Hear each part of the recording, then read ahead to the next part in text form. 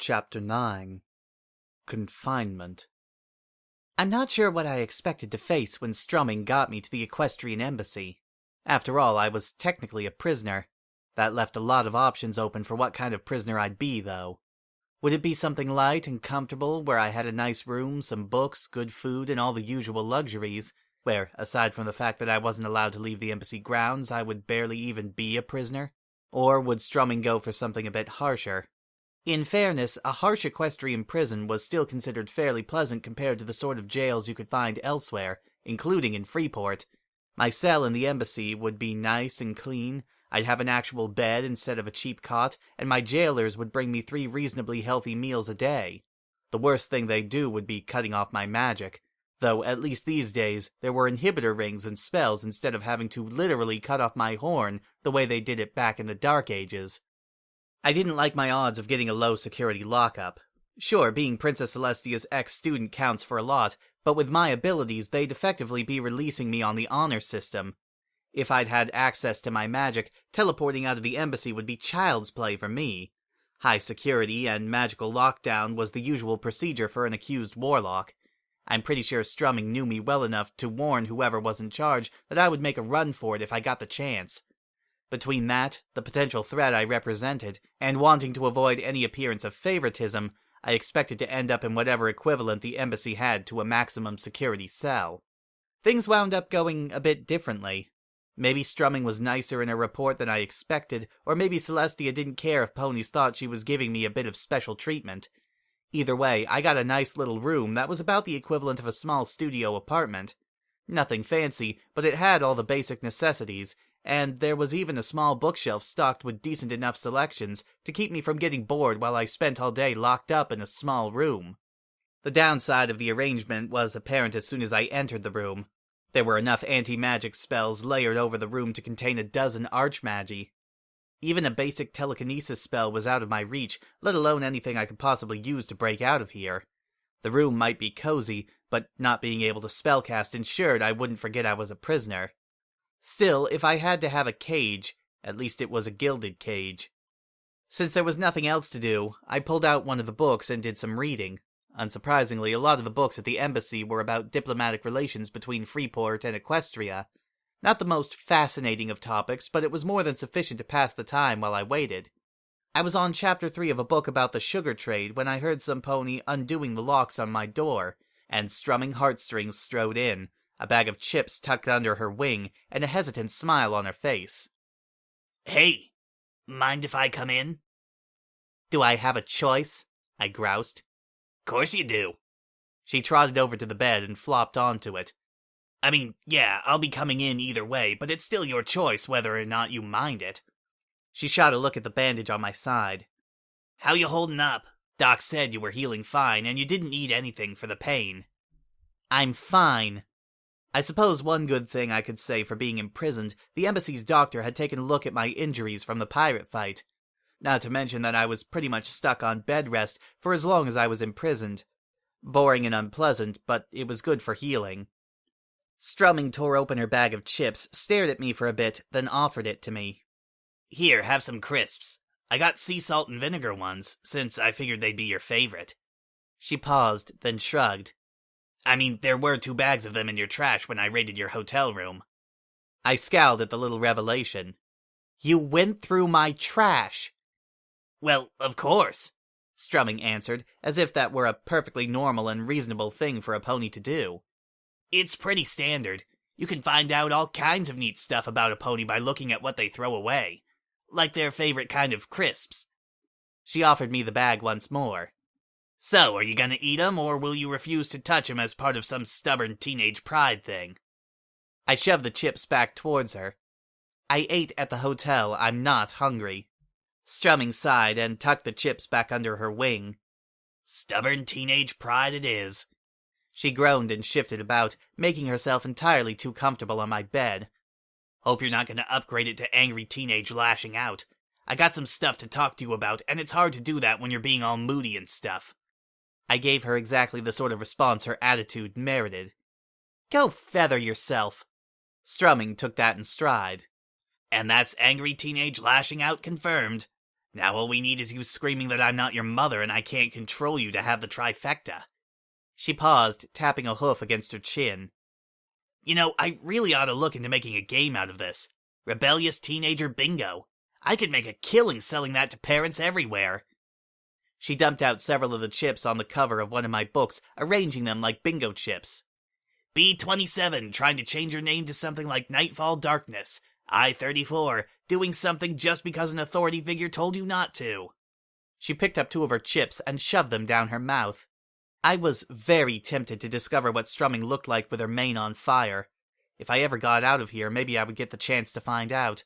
Pity I had no idea how I was going to get out of this cell. I didn't even know how long they were going to keep me locked up in the embassy before sending me back to Equestria, or what they'd done to Puzzle and Kukri. That left me in the midst of a rather unpleasant dilemma. Strumming could probably give me all the answers I wanted if I asked, but that would mean being at least somewhat diplomatic with her. She might be pretty easygoing whenever I snapped at her, but I was starting to think that it was just another plot of hers. She wanted me to realize I was never going to get a rise out of her, so there was no point in trying to provoke a confrontation. Which just made me wonder even more about what her real deal was. I didn't really know much about Strumming, and the more time I spent around her, the less confident I was about what I did know. How much of what I'd seen was the real Strumming, and how much was just another one of her ploys? A strange thought struck me. Puzzle and Kukri might have been changelings, but in her own way, Strumming might even be more of a shapeshifter. Changelings might alter what they look like on the outside, but they always remain the same deep down. Strumming might not ever change her face, but I think a lot of who she really was could shift at a moment's notice, if that's what she felt the job needed. It was a scary thing to think about. Or maybe she was just a weird, goofy spy. Either way, I needed information, and she was the only pony likely to give me anything. Since intimidating it out of her was a no-go, that left charm. Pity that had never been my strong suit. Still, nothing ventured. There any more of those chips left? Strumming looked me in the eyes, then slowly lifted up her wing and passed the half-full bag of chips to me. Sure. I took the bag, fumbling a bit since my first instinct had been to use magic rather than my hooves. Thanks. I didn't like saying that to her, of all ponies, but when you're trying to turn on the charm, observing the little courtesies is a must. I got to work on the chips themselves, both to buy time to think of what to say next, and because Strumming had been right about them being my favorite flavor. Something about that tasty, flavorful burn the vinegar left behind was just so good. Besides, I didn't eat junk food all that often, and I'd had a pretty stressful day. Once I'd gotten through half a dozen chips, I had a pretty good idea of what I wanted to say next. So, what happens from here? You've got me locked up in the embassy, but there's no way you're going to keep me in here forever, much less Kukri or Puzzle. You hang on to them for too long and somepony's going to start asking questions about what happened to them. Questions that'll eventually lead them here. Sure, you might have the diplomatic immunity to keep you from getting prosecuted, but I'm pretty sure an EIS agent getting caught red-hooved in an illegal kidnapping would still cause an international incident.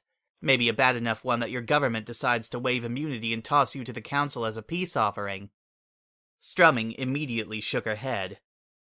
Nah, the EIS never sells its agents off just to score some diplomatic points. I'm not saying we're all one big happy family, but we stick together whenever danger comes calling. She opened up the small icebox in my cell and idly poked around in it. You need better food in here. Anyway, you're right about wanting to avoid an incident. The whole reason I grabbed them was to make sure they didn't stir up any trouble on your account. If the dues and the council find out about the grab, it'll cause a whole lot of problems we've been trying to avoid. Worse, probably. She sighed and shook her head. Of course, we have to let them go eventually. Like you said, we can't just hold on to them forever. But by the time you release them, I'll be back in Equestria. Sure, Equestria would have to give the clans and council something to mollify them, but getting a reduced sugar tariff or whatever was a poor substitute for me. The only way they'd get me back to Equestria was by force, and even if Freeport was crazy enough to start a war over me, they didn't have anywhere close to enough strength to win it. The council would just have to give up on their plans for me. And I would have to give up on the life I'd been thinking of building in Freeport. I'd get to spend years in a jail cell instead of working my way up the city's social ladder until I was the first Archmagus of Freeport. That's the plan, Strumming confirmed. Cut 'em loose and send a fruit basket once you touch the dock in Baltimore. Of course, you know what every pony says about plans. I know there are plenty of ponies in the EIS that would just love to pick Puzzle's brain for a bit. Between its private ventures and what it does for the council, I bet it could give us a ton of juicy intel. Just the small matter of figuring out how to make it spill its guts. She paused, a faint frown on her face. Do changelings actually have guts? Or is it just, I don't know, love-sucking bug parts? Guess it doesn't matter. The important thing is, we'll figure out how to make it talk eventually. I didn't like what she was implying. At all. A sudden surge of raw fury boiled up out of my stomach. If you hurt one hair on its... I trailed off as I realized the problem with the metaphor and tried to find some way to salvage it. One? Strumming chuckled and gave me a condescending pat on the head. Relax, I get it. And I already told you we don't hurt ponies or anyone else to make them talk. Puzzle's a mercenary. Getting it to talk is probably just a matter of pulling out our checkbook, putting down a number, and then adding zeros until it's satisfied. She leaned back on my bed, idly fluffing one of the pillows. That's the one thing I'll give mercenaries over most other ponies. Their motives are pure and easy to predict. Compare that to some pony like you. Aside from the teenage stubbornness, you're a total wild card. Hey, you don't know what you're planning, so how can I ever predict it? You're wrong about Puzzle, I growled, glaring at the spy. It's not just a mercenary. If all it cared about was money, it would have turned me in for the bounty my parents had out on me. And it's not just helping me because there's money in it, it's helping me because it's my friend. Strumming stared at me for a long moment, then moved so fast I barely ever saw her act. Next thing I knew, she had me pinned to the bed and one hoof was running around underneath my mane.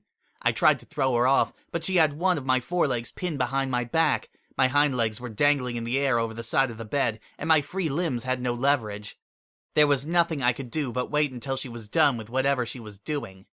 Eventually she stopped prodding my neck, then slowly nodded to herself and let me go. I immediately tried to slug her in the face, but she swatted my attack aside with bored indifference. I didn't know much about hoof-to-hoof combat. It had never seemed important when I had my magic. If I ever got out of here, I was gonna fix that. I don't like being defenseless. The spy slowly shook her head and sighed. Well, you didn't let that thing feed on you, at least. You're just stupid and naive enough to actually believe that bug is your friend. I am not stupid, I snarled, slamming my hoof down. Puzzle helped me out time after time and hasn't asked for anything in return. Well, anything aside from its share of my profits, but that was fair enough. I could never have gotten to Metal Mome without its help. You and the EIS keep trying to control me, but Puzzle is the only one helping me do what I want. Strumming put her head in her hooves and groaned. You know, for some pony who's supposed to have a genius-level IQ, you're utterly clueless. Kinda figures, though. I read about this one study that said that smart people are twice as likely to fall for con artists as stupid ones. The thing is, smart folks know they're so much smarter than everyone else, and always think they can find a way to beat the odds and get something for nothing. Meanwhile, your average idiot has the common sense to know that if something sounds too good to be true, it probably is. She met my eyes, and her gaze hardened. If you're so smart, then answer this question for me. Do you really think Puzzle Piece became the best fixer in Freeport and one of the council's most trusted agents by giving things away for free? She poked me in the chest hard enough to sting a bit. When someone who's ruthless enough to survive and prosper in a cutthroat city like Freeport offers to be your friend and gives you all kinds of help without asking for anything in return, you shouldn't be grateful for your good fortune in meeting such a generous soul. You should be asking yourself, what's the catch? It's not like that! Even to my own ears, the protest sounded a bit weak. Much as I hated to admit it, a part of me was afraid Strumming was right. Puzzle had been awfully generous with me, to the point that I was pretty sure it was losing money despite what I was paying it. It probably could have earned more money doing something else. At the time, I told myself that maybe Puzzle just didn't care about its profit margins, that it enjoyed helping me out enough to take the loss. Plus, it probably saw the value of establishing a good working relationship with a mare of my talents and abilities. But what if Strumming was right? What if there was more to it than that? Strumming got up and started pacing back and forth around the room. Let me paint a picture for you. Don't interrupt until I'm done. I'm telling a story, and I don't want you to break up my narrative flow. So, a young mare shows up in Freeport. She's lost, alone, and really needs somepony to give her some guidance. She's also got a ton of raw magical talent, plus a decade of being tutored by Princess Celestia herself. In other words, she'd be a great asset for the council. Getting in touch with her is simple enough, especially since you lucked out and had an agent on the boat with her. Thanks to this agent, you know that the young mare is running low on cash, so offering her a job shouldn't be that hard. However, there's no guarantee she'll stick around once she's filled her wallet back up, especially when the council knows that a lot of its jobs are going to be morally questionable. Sure, they can always just offer more money, but even the council only has so much of that. Then there's the problem of Equestria. See, Equestria wants this young mare back too. Once the mare's got enough cash to be comfortable, maybe she starts getting homesick.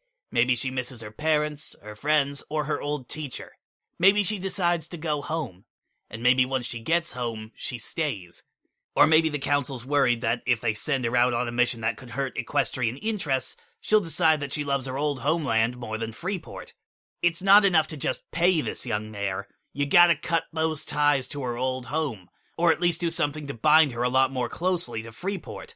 Otherwise, there'll always be that open question about where her loyalties truly lie. So let's say we're the council. We want to bind this young mare to our cause and sever her ties with her homeland. What's the best way to do that? Sure, we could have a changeling feed on her and bind her mind, but that's way too risky. A mage of her talents might be able to break free of any binding, not to mention mind control ruins all the drive and creativity that makes her such an asset. Even if she doesn't break the binding on her own, the EIS is watching and might help her out. If you get caught, she won't just go back to Equestria, she'll probably turn completely hostile to Freeport out of spite. So you need something subtler, less risky. Start off by making sure she has friends in Freeport. That'll give her a connection to the city that she'll be reluctant to leave behind. It's a good opening move, but it's not enough. Friendship is nice after all, but a couple changelings this young mare has known for a few weeks can't really compete with her family. So you've got to find some way to cut that tie. And that's when Freeport's best fixer implements a wonderfully devilish plan. Get her to cross some lines, and she won't be able to go home anymore. Hey, if the EIS's Freeport station chief is an idiot, he might even order this young mare's arrest, turn her into a criminal in her old homeland, and she'd be dependent on the council to offer her sanctuary in Freeport. It's a good plan. You just need to find a way to give her that push. That's when the fixer puts all the pieces of this little puzzle together. A little kid who the idealistic young mare would naturally feel compelled to protect. A dangerous, ruthless pirate who would be incredibly difficult to kill with conventional magic, but has a specific vulnerability to the right kind of dark magic. And a powerful young unicorn who's just arrogant enough to get herself in a situation where she needs an escape clause, and good enough at rationalizing doing bad things that she'll compromise her principles in the right circumstances. Then just apply heat and pressure, and you've got the perfect recipe for her to use dark magic. From there, everything falls perfectly into place. Strumming gave me a cold, bitter smile. Checkmate. I took a step back and shook my head, my hooves wobbling underneath me. No, that's wrong. That can't be right. You're saying puzzles set me up? The entire fight with Metal Mome was just a part of some elaborate scheme to trick me into using dark magic? Yeah, Strumming confirmed, flopping back down onto the bed and stretching out. That's exactly what I'm saying. You got played like a harp. You're wrong. I couldn't believe it. I wouldn't believe it. That's insane! There's no way Puzzle could set up a plan that complicated. There are just too many moving parts to make it work out so flawlessly. Nobody can make a plan that flawless. There's no way it could perfectly predict what every pony would do weeks in advance. It's impossible. Puzzle didn't set me up. Even as I said that, a troubling thought wormed its way into the back of my mind. When Puzzle had briefed me on Metal Mome, it had casually mentioned that attacking his mind would be one of the best ways to take him down. It hadn't pushed me on the subject or urged me to use dark magic. It had just dropped a little hint that mind control could fix my problem. Planted that seed and waited to see what would come of it. No, that was just a coincidence. Strumming couldn't be right. Could she? I want to see Puzzle, I demanded, glowering at the door. You put together a nice little hypothetical, but I want to hear its side of the story. Your whole conspiracy theory is way too complicated, and you're a liar. I'd have to be a moron to take you at your word. Strumming sighed and shook her head. Sorry, no can do. It's policy to keep changeling prisoners in isolation. Doesn't take a genius to figure out that bugs with shape-shifting and mind control powers can cause way too many problems if you let them have visitors, especially one that's as sneaky and underhooved as Puzzle Piece. Be ashamed to let it escape after all the trouble we went to arresting it in the first place. But I need to see him. I hated being so helpless and confused. I didn't even know what to believe anymore. No matter how much I tried to tell myself that Strumming's theory made no sense and couldn't possibly be true, I couldn't shake the fear that she might be onto something. Maybe it was weak of me, but I needed to hear Puzzle tell me that none of it was true. Locked up in here, alone with only Strumming to listen to, it was starting to seem almost plausible. Strumming trotted up next to me and put a wing over my back. Hey, it's all right, Sunset. Puzzle Piece is a master manipulator. You're not the first mare it's fooled. Probably won't be the last one either. That's how changelings work, whether they're part of Chrysalis's hive or not. It's all secrets and lies with them. She gave me a comforting squeeze with her wing. That's why I told my station chief not to arrest you. You're not one of the bad ponies. You just got played and wound up in a bad situation. It's not your fault. With how Puzzle set things up, you were in a no-win scenario. I'll tell them all that at your trial, and with any luck, you'll be cleared of all charges. I might even recommend that Princess Celestia take you back as her student. That offer caught me by surprise. Did I really want to go back to being Celestia's student again? I'd left her for good reasons, but at the same time, I missed her. The idea of just turning back the clock and letting everything go back to the way it used to be, before all the trouble had started between us. I'd be lying if I said I didn't want that. Those years living in my student's tower and learning alongside Celestia were the best of my life. The idea of getting it all back was pretty damn appealing. Too appealing. What was it you just said to me a while ago, Strumming? If something sounds too good to be true, then it probably is. Well, going back to Equestria, getting instant forgiveness, and reverting everything back to exactly how it was before I left sounds way too good to be true. So what's the catch? The catch? Strumming sighed and shook her head. I liked you better when you were naive and gullible. Probably shouldn't have put so much effort into opening your eyes. She took back her bag of chips, which I'd all but forgotten about, and finished off what was left. You're right, of course. Things can't go back to exactly the way they were before. You've used dark magic, even if it was justified. There'll be restrictions on what you can do, which books you can read, who you can talk to, and anything else Princess Celestia thinks might be a bad influence. Plus, some pony from EIS keeping an eye on you to make sure you stick to all those rules.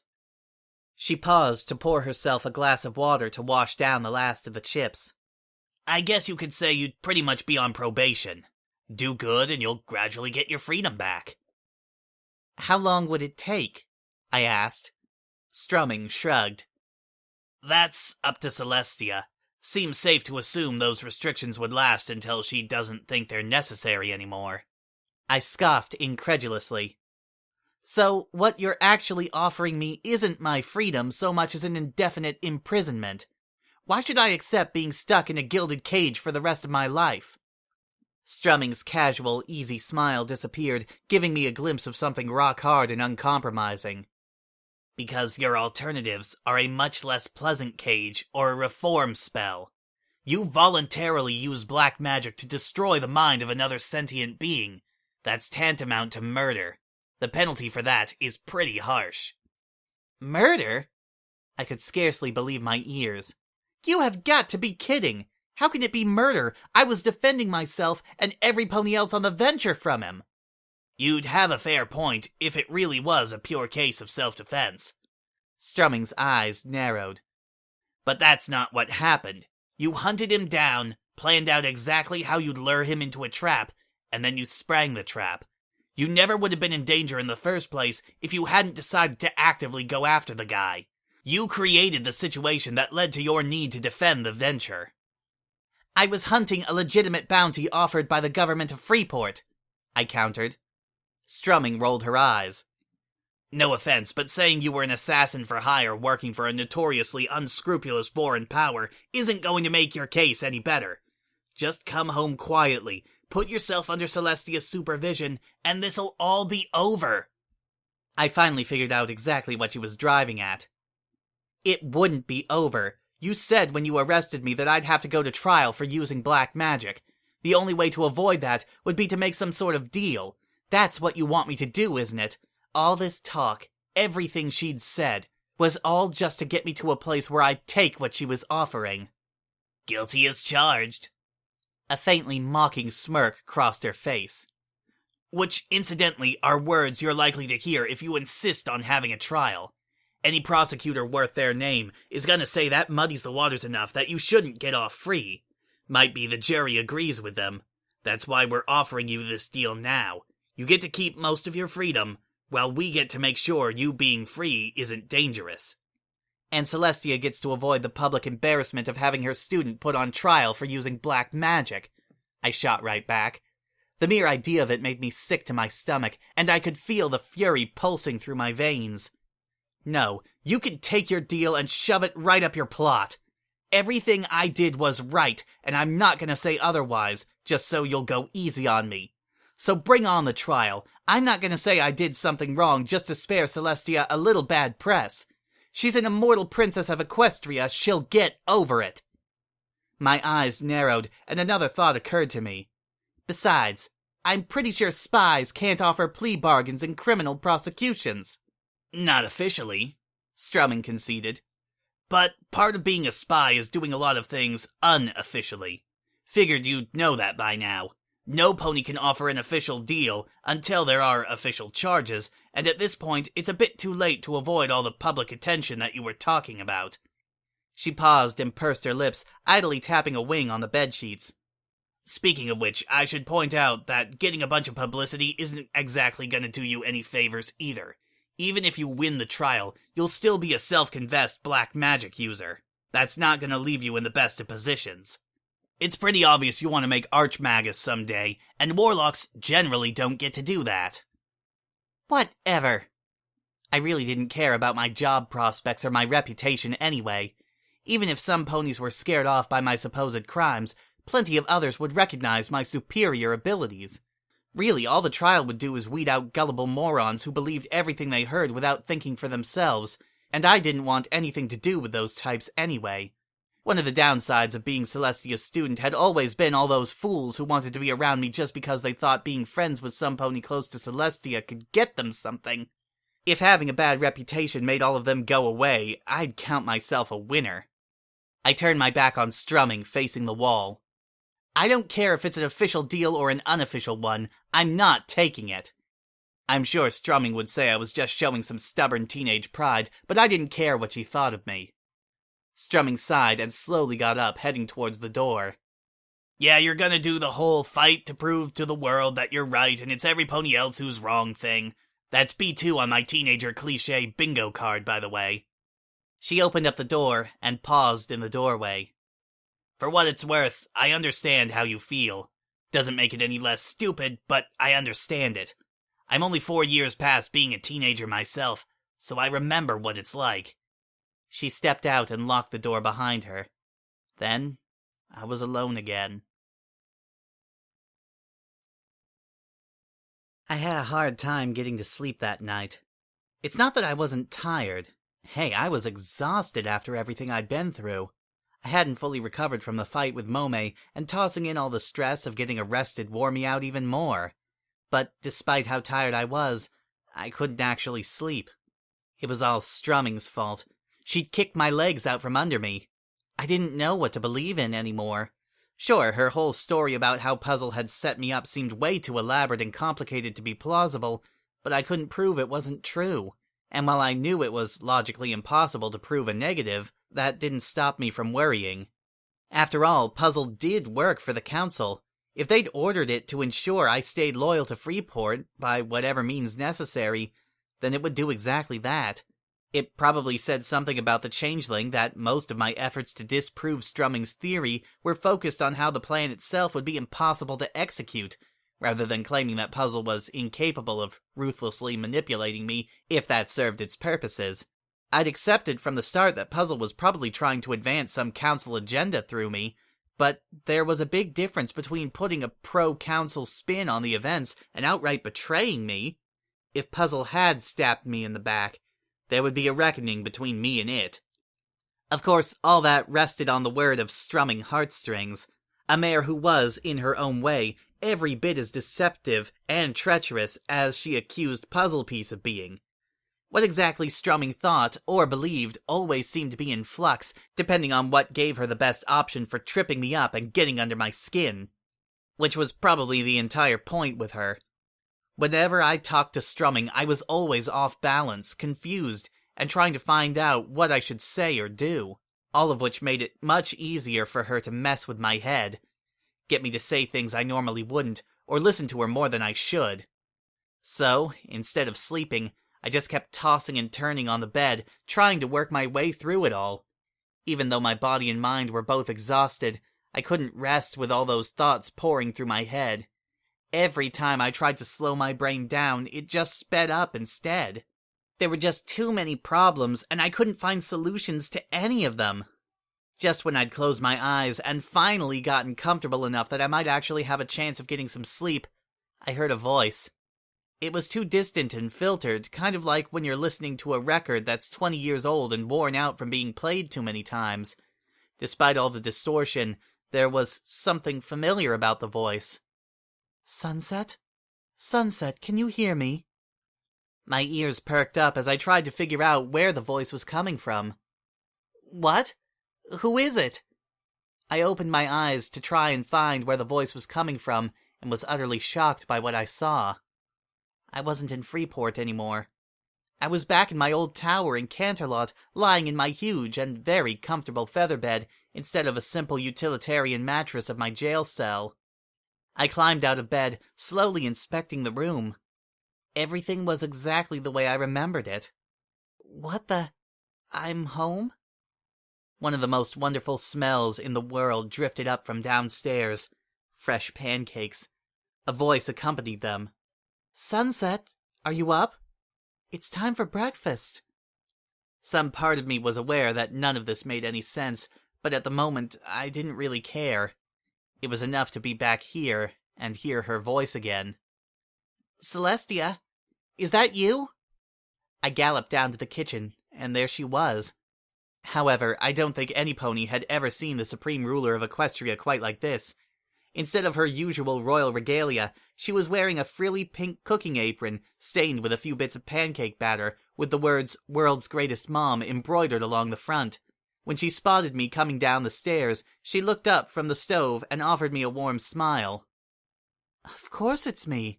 And I thought you were calling me Mom now." I would have had to be a complete idiot not to have figured out what was going on at this point. None of this is real. I'm just dreaming. Though, at least that meant I'd finally gotten to sleep. "Perhaps." Celestia offered me that cryptic, knowing smile I was all too familiar with. "Or perhaps I am using a spell to manifest within your dreams. Or perhaps that is simply what this particular manifestation of your subconscious would say. Because you want this to be real. So long as it comforts you, does it really matter?" I guess, in a way, it didn't. I needed Celestia right now, even if the only Celestia available might be just a figment of my imagination. Instead of worrying about whether she was real, I ran up and hugged her. That was real enough for me. Celestia returned the hug, wrapping her wings around me in a feathery embrace. There's nothing better than a huge wing for giving hugs, and Celestia had the biggest wings in the world. She looked down at me with a gentle, maternal smile. "My, You must have had a long day. I let my head rest against her chest, shaking as I thought over everything I'd been through since arriving in Freeport. It's been a lot more than just one bad day. It's been a long... everything. Ever since I left. It's hard. Celestia put a hoof to my lips and gently shushed me. It's okay, Sunset. Everything is going to be all right, I promise you. I felt one of her hooves gently stroking along my mane. How about you tell me all about it? A tremble passed down my spine, and I tightened my hug until I was pressing so closely against her that I was practically melded into her coat. Then the whole story started spilling out. Everything I'd been through since I'd left Canterlot. All my hopes and fears, friends and enemies. How I'd saved every pony on the venture, and the crimes I'd had to commit to pull that off. And finally, my current crisis. And I don't know what to do now. I thought I had it all figured out, but now... A hint of a worried frown on her face. After everything you've been through, it's no surprise you're unsure of yourself. She let out a pained sigh and gently squeezed me with one of her wings. I'm afraid I didn't train you in everything you needed to know to face the challenges ahead of you. I thought we would have more time, that you wouldn't need to learn some skills so soon. I erred in that, and so many other things, in training you. I am sorry for that. It's okay. I wasn't the best student either. Now that I was a little older and wiser, and had a bit more perspective on things, I was starting to realize just how good my life with Celestia had been. I'm not saying it was perfect, but it beat fighting murderous pirates just to make enough bits to afford food, to eat, and a roof over my head. We've both made mistakes. She met my eyes, letting me see the depth of her sorrow and regret. Those mistakes are in the past, though. It is time for us to look to the future. I think it might be time for you to come back home. We can deal with everything once you're back. Come home? I blinked and shook my head, instantly wary after what Strumming had tried to pull on me. Celestia wouldn't do that, though. Not the way Strumming talked about it, at least. She wouldn't stick me in a gilded cage. Instead, she'd probably set me down and have a long talk with me about what had happened, and we'd decide of what to do together. There was just one problem with the nice image. But I left you. And home is the place you can come back to after you leave, isn't it? She answered smoothly. A place to rest, be safe, and take stock. But I did terrible things. I thought back to what I had felt like as Metal Mome's mind crumbled around me, or Silverhorn's laying on the deck as blood poured out of his split skull. I've killed, and what I did to Mome was practically murder. Hey, some ponies would say it's even worse than killing him. Celestia sighed and pulled me a bit closer. There is a test we sometimes use in my school for gifted unicorns, the no-win scenario. I know I taught you to always look for a better way to solve your problems, but the unfortunate truth is that sometimes circumstances leave us with no good options. Instead of making the right choice, we have to content ourselves with making the one that is least wrong. The wings holding me slumped down, and a haunted light entered her eyes. It is something I have faced in the past, and something you faced when you made that decision. I cannot say that what you did to Metal Mome was right, but you saw no other way to save the lives of innocent ponies on that ship. A mare, much like you, once told me that sometimes an action can be morally wrong, while still being necessary. But that does not make it any less wrong. I let my body rest against hers, too weak and fearful to even hold on to her anymore. Celestia was warm, like the sun on a cloudless spring day. I'm sorry. I'm so sorry for everything. Celestia smiled down at me, not judging or condemning me, just understanding. It's okay, Sunset. I know you are. We all make mistakes. What is important now is how we deal with them. Falling into despair and lamenting what you should have done differently will not help any pony, least of all yourself. We must move forward. We cannot change the past, but we can learn from it, and let that knowledge guide us in the future. I hesitantly nodded, then took a deep breath, steeled myself, and gave a second, much firmer nod. Yeah, lying in bed moping about how unfair it all is, or blaming myself for all these things that I would have done differently with the benefit of hindsight wouldn't accomplish anything. If I want to do anything with my life, I've got to get up and do something with myself. Exactly. She put a cautioning hoof on my shoulder. Just make sure that the next thing you do is the right thing. Your actions have consequences. Your heart is already troubled. I do not want to see you hurt yourself again by making another mistake. Yeah. Do the right thing. I let my cheek rest against her hoof. That's what I've always tried to do. The tricky part is figuring out what the right thing is. Every pony has their own ideas, and my own judgment isn't always the best at that kind of thing. Celestia let out a soft, rueful chuckle. Making the right decision is often difficult. I have not always managed it myself, so I can hardly demand perfection from you, but at least you are trying. It means so much to me just to hear you say that. The nicer she was about the whole situation, the worse I felt about what I'd done. If she'd gotten mad or told me I'd been terrible, I could have dug my hooves in and insisted that I was right. Instead, she just kept being gentle and understanding. My ears drooped, and I couldn't bear to look at her anymore. Instead, I started intensely studying the floor. I guess you must be really mad at me about everything that happened in Freeport. Or disappointed. Both, probably. Celestia gently tipped my head up so she could look me in the eye. She held my gaze for a long time. I'm not sure what exactly she was looking for, but I guess she must have found it. If I ever gave up on every pony that made a mistake or disappointed me, then I would have given up on all pony kind a long time ago. Her voice shifted, her tone falling into a cadence I remembered from every time she lectured me. We all make mistakes. It is part of living. It is through our mistakes that we learn and grow. What is important is what we take from those mistakes. Do we repeat them? Grow bitter and resentful? Or do we seek to improve ourselves, to absorb those painful lessons, and become better ponies in the future? I'd already made my decision, but I repeated it anyway, if only to reassure myself of it. Being a better pony sounds good. I let out a frustrated grumble and kicked the floor. Again, though, the tricky part is figuring out how to do that. Celestia shifted around a bit, breaking the hug while still keeping one of her wings supportively wrapped around my shoulders.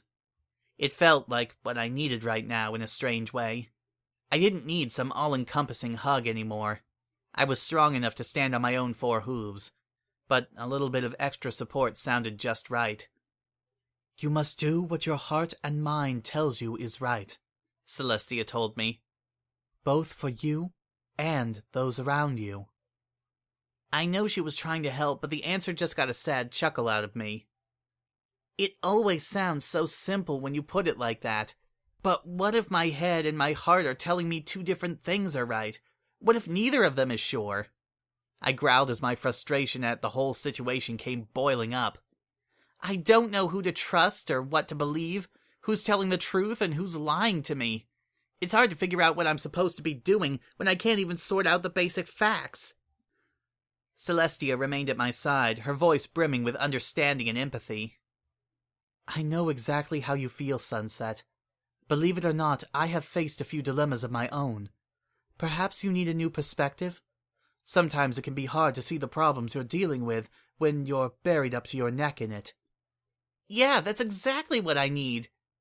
For the first time since this talk had started, I felt a bit optimistic about my future. At least I had something solid I could do instead of floundering about trying to find the truth in my heart or something. I need a second opinion, some pony I can trust to listen to the whole story and then just tell me what they think. I paused and shot a self-conscious look at Celestia. Well, some pony else.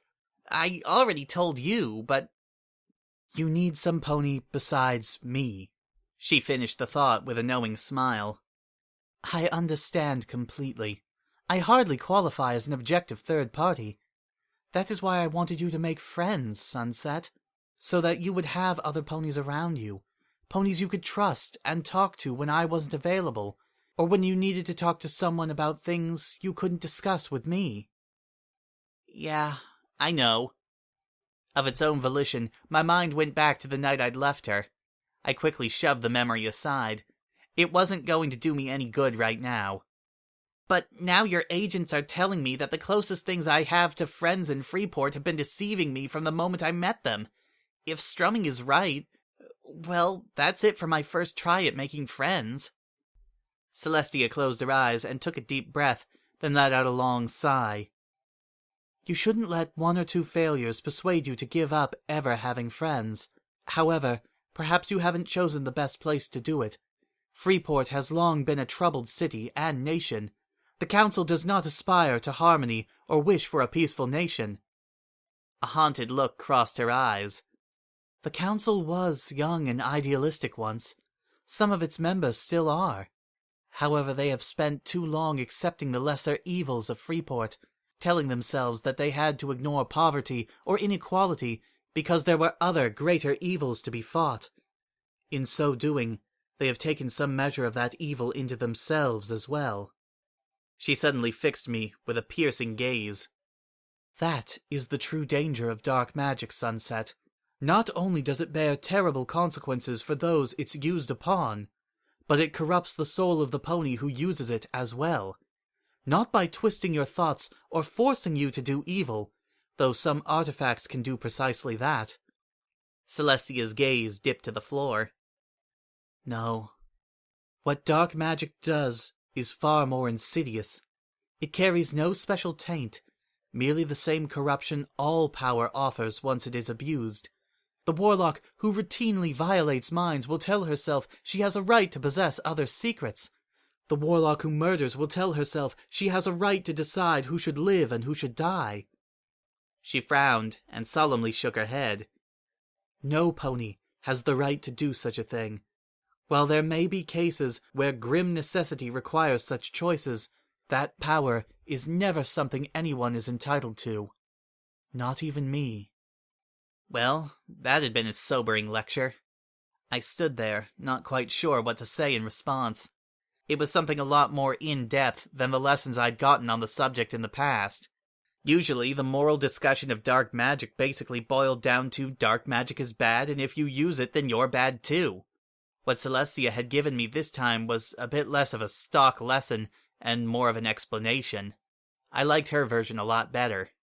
Before I could come up with some way to put everything I was thinking about into words, Celestia's ears perked and I could hear the pancakes sizzling. Oh, we've been talking so much I forgot all about the food. She quickly ushered me over to the breakfast table, then got to work on flipping the pancakes. Why haven't you ever tried to fix it? I hadn't planned on asking that question at all, but somehow it had still come out of my mouth. Freeport, that is. If you think there's something really wrong with the council. Celestia took her time in answering, flipping over the rest of the pancakes first. A few reasons. For one, I have not been asked to. At least not officially. That didn't sound right at all. So, you only fix what's wrong with the world if someone officially asks you to? Celestia softly chuckled to herself. Ah, the idealism of youth. Reforming an entire society is a bit more complicated than just deciding it's the right thing to do. If I were to truly change Freeport, it would have to want to be reformed. Otherwise, I would have little hope of enforcing my desires without sending an entire army to occupy the islands. She frowned down at the pancakes. After forcibly invading the Isles, I rather doubt the locals would think well of me or my planned reforms. I would be dealing with a far-off territory, constantly rebelling against me in the hopes of regaining its independence and returning to its own ways. Not to mention the griffins and zebras wouldn't want you taking over the city. I sighed and ran a hoof down my face. I guess I should have known there was a reason. It's always more complicated than it looks. Such is the experience in life, and if you'll forgive me for saying so, I have quite a bit more of it than you. Now that she was done with the pancakes for a moment, she shifted her attention to chopping up peppers. The unfortunate truth is that, usually by the time a problem comes to my attention, all the easy solutions have already been attempted. Intelligent beings are usually quite good at solving easy problems without any outside help. Yeah, I guess that makes sense. I slumped down, resting my chin on the kitchen table. Even if there isn't an easy solution, Freeport still has problems. When there's a problem, somepony should do something to fix it.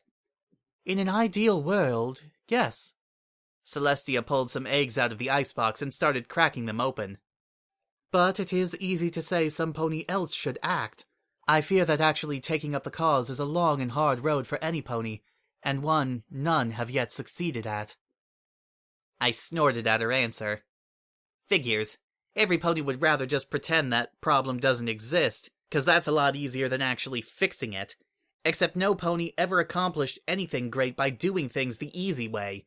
The whole reason ponies respect heroes and geniuses is because they do things that are too hard or dangerous for any pony else to manage. Perhaps that's true, Celestia agreed, while transferring the peppers to the pan. Though I have found that sometimes ordinary ponies can perform extraordinary acts when the occasion calls for it. In any case, power and responsibility are heavy burdens. I do not sit on my throne because I find it enjoyable. My eyes went wide as something clicked into place for me. Yeah, and if some pony else wanted to earn the right to sit at your side, they couldn't get there by taking the easy way either, could they? They'd have to do something hard. Really hard. Celestia frowned while she added the eggs to the peppers, presumably to make my favorite type of omelet. Yes, I suppose that's true. There are reasons I tried to prepare you for all the challenges I expect you to face in the world. It would seem I failed in some aspects, but once you return to Equestria, I will correct that. By the time we are finished, you will be ready to face any trials that await you. She flipped the omelet. Perhaps that was why you needed to leave, so we could both realize how much more you still had to learn. No, she was wrong about that. I knew why I'd left her, and it wasn't so I could come back a few months later after I'd learned my lesson. I think I figured it out now. Celestia scooped the finished omelet onto a plate alongside 3 pancakes, then set the plate down on the table in front of me. A second later, she poured raspberry syrup all over the pancakes, just the way I liked it. Is that so? Do share your answer, then. I'll admit that my mouth was watering a bit as I looked down at the freshly made breakfast, but I didn't want to pig out just yet. At the very least, I owed Celestia an answer first. Maybe you can't fix Freeport, not with everything else you have going on, but I can. One of Celestia's eyebrows quirked up at my declaration. Well, I see your recent troubles have left your ambitions undiminished. Do you think you can do that? My answer was somewhat muffled on account of pancake. Maybe. I swallowed and stiffened my back. Yes, I can. And I will. Celestia turned her searching gaze to me once more. This will be a long and hard task. Freeport is a deeply troubled city. The Council rules by maintaining a careful balance of power between many hostile factions, while also balancing against the great nations of the world. It is plagued with inequality, suspicion, and hatred, and it is not kind to the gentle-hearted. My heart's not as gentle as it used to be. Although I wouldn't have called myself gentle-hearted for a long time. The fight with Mome had definitely hardened my heart a bit more. Life and death struggles will do that. And didn't we just say that a pony doesn't earn a throne by doing something quick and easy? Celestia worried at her lower lip, and I could plainly hear the reluctance in her voice. That is true, but are you sure this is what you want? And even if you want this task, you should at least come home for a time. We can discuss strategies, complete your training, and I can help you obtain the resources you need. And I miss you. Come home, Sunset. I was tempted. I'd have to be insane not to be tempted. But in the end, I knew I couldn't take the offer. Not because I was afraid Celestia would put me on trial or keep me under guard until she was sure I'd reformed. No, if I went back home, I might not ever leave again. I miss Celestia too. I missed her every day. It had nearly broken me to leave her once. Trying to do that again. I don't think I was strong enough to manage it. Not yet. I closed my eyes and concentrated. When I opened them again, we were in the central market of Freeport instead of back in my old tower in Canterlot. I am home. Alright, maybe that was a touch overdramatic. Freeport didn't have the same feeling of home that Canterlot did. I'd lived in Canterlot for all but the last few months of my life. I'd been in Freeport for less than 2 weeks. Hey, I'd spent more time on the Venture than I had in Freeport. But if I was going to make cleaning up this city my mission in life, then it was going to have to be home from now on. Celestia closed her eyes and lowered her head. Is this really what you want? I licked my lips. Yeah, it is.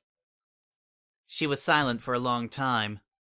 Then, reluctantly, she shook her head. No, Sunset, I can't let you do that. Not like this. If you want to return to Freeport someday, I would be more than happy to help you.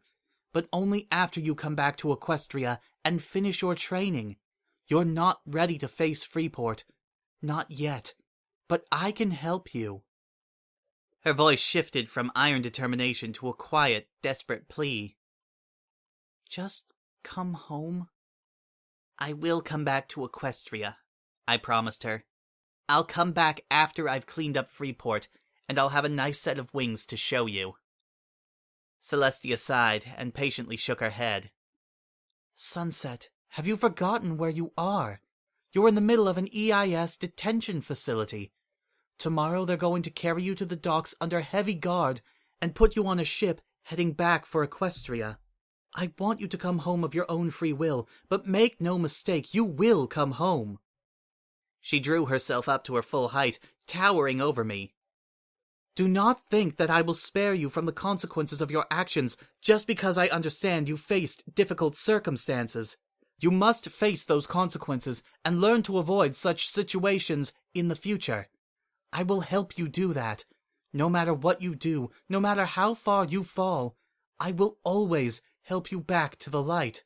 But just like with Freeport, I can't help you if you don't want to be saved. You're not going to change my mind. I stood up and tried to match Celestia's height as best I could, though it made me feel like a little kid standing on the tips of her hooves. If the EIS is going to force me back to Equestria, then I just need to escape them before they can load me onto the ship. Then come up with a master plan to reform an institutionally corrupt city. If you really want to help me, then order the EIS to let me go. Celestia frowned. I think you've forgotten that this might be nothing but a dream. If I'm a figment of your own subconscious, then I can hardly issue orders. And if I'm the real Celestia, I couldn't order the release of my beloved student, who so desperately needs my help right now. Oh well. Even putting aside the question of whether I was speaking to Celestia or a mere dream, I hadn't really expected that to work. For your sake, I'll try not to hurt any pony when I escape. They might not give me any choice, though. Her frown deepened. My servants in the Equestrian Intelligence Service are following my orders. They have dedicated their lives to protecting Equestria and every pony who lives there. If you use dark magic against them, I will personally return you to Equestria. By force, if you leave me no other choice. Is that so? I stubbornly set my hooves on the ground. Well, I'm trying to do the right thing too. For myself, for Freeport, and for everyone else. When I left Canterlot, you said you would let me follow my own path, make my own decisions. Well, do that. If you don't want to risk me hurting your servants, don't put them in my way. Celestia's expression hardened. This is madness, Sunset. You cannot stand against Equestria and Freeport all by yourself. It's more than any single mayor could do. Even I could not change the world all by myself. And what better way to earn my wings than by doing something you can't? I shot right back. You're right, though. I can't do this on my own. I'll need to gather allies and supporters. I paused and twisted the knife just a little bit. And friends. Kukri and Puzzle are a good place to start. As long as I'm pulling a jailbreak, I might as well go all the way. Didn't you tell me earlier you were uncertain of their loyalties? I was. I confessed. Maybe I still am, a little bit, but right now they want to keep me out of Equestria and away from the EIS. That's what I want too. That at least gives us a little bit of common ground to work with. Besides, it's not like I have enough potential allies that I can afford to be picky. If they did betray me, I'll deal with them at some point too. Will you violate their minds to find the truth? She challenged. No, I immediately answered. The thought of doing that to Kukri sickened me. I thought you wanted me to have friends. Well, the first step in friendship is trust. I'm sure she'd say I'm being naive, but I don't trust Strumming Heartstring. I trust Puzzle and Kukri. And if you've made the wrong choice? Then I'll have to live with it. I sighed and took a deep breath, and tried to purge myself of any of the lingering anger. Look, whatever happens, you're still important to me. Don't think I stopped caring just because I might have to smack half a dozen of your agents silly to keep from coming home to you. And thanks for the talk, Mom. Celestia regarded me levelly for several long seconds, then gave a barely perceptible nod. Whenever you need help or guidance, you can always turn to me. You will always be precious to me, whatever comes to pass. And I will never give up on you. I hesitated a moment before putting my fears to voice. Never? Even if you end up having to fly all the way out to Freeport and have a magic duel with me? She answered me with a sad smile. Doesn't the fact that I'm willing to go that far for you just prove that I haven't given up? I took half a step toward her. I'm not a bad pony, right? No, you're not. She closed the gap and pulled me into one last hug. Be safe, and please, don't make me come after you. I hugged her back, but it wasn't the same anymore. I'll be as safe as any pony can be in Freeport. That didn't sound nearly as reassuring as I hoped it would be. I might not have lived in the city for very long, but I had picked up one very important fact. No pony was safe in Freeport. To be continued.